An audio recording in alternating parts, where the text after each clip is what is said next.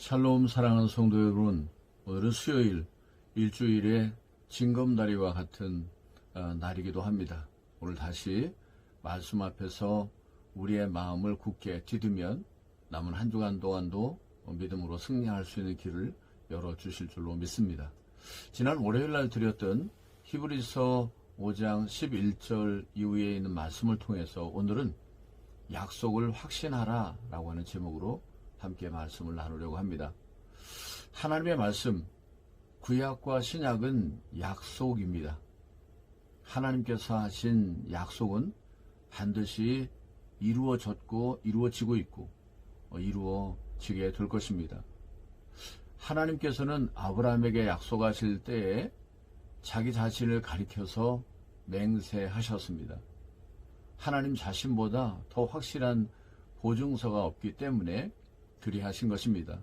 그리고 그 약속은 확실하게 이루어졌습니다.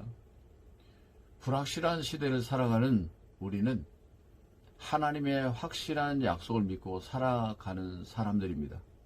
그런데 아브라함이 이 약속을 받기까지는 오랜 기다림이 있었습니다.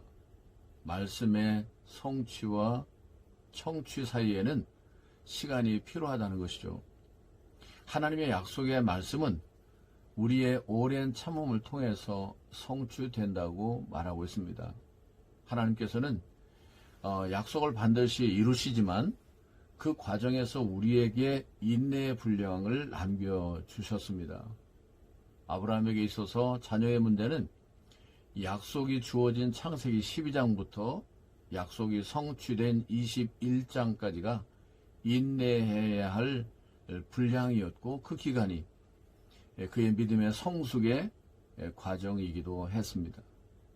그 기간은 괴로워하라고 준 것이 아니라 인내함으로 성숙의 열매를 맺어가라고 주신 것입니다. 우리 모든 문제에는 반드시 믿음으로 인내해야 할 분량이 있다는 것을 우리는 깨달아야 합니다.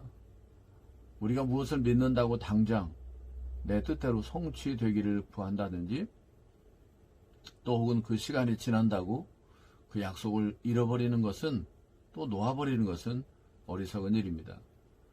우리의 모든 문제는 반드시 믿음으로 인내해야 할 분량을 채울 때 하나님께서 가장 적절한 때 가장 아름다운 것으로 우리에게 축복해 주시게 됩니다. 그 분량만큼 우리는 성숙해야 하는 것이죠.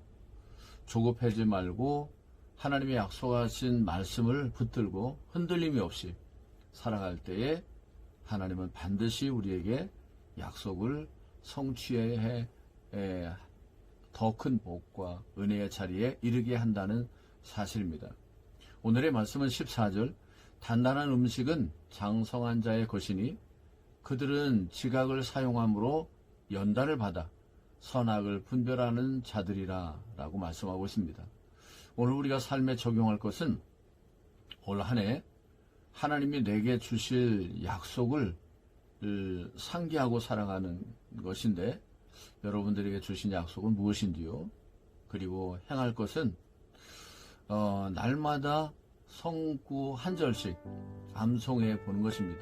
물론 잃어버릴 수도 있겠지만 반복해서 말씀을 계속 묵상하면 놀라운 일이 있게 될 것이고, 함께 기도할 제목은 여러분의 직장과 사업장 그리고 함께 일하는 동료들 그리고 그 일을 통해서 하나님의 영광이 나타나도록 기도하심으로 놀라운 축복을 받는 복된 삶이 되시기를 주님의 이름으로 축원합니다.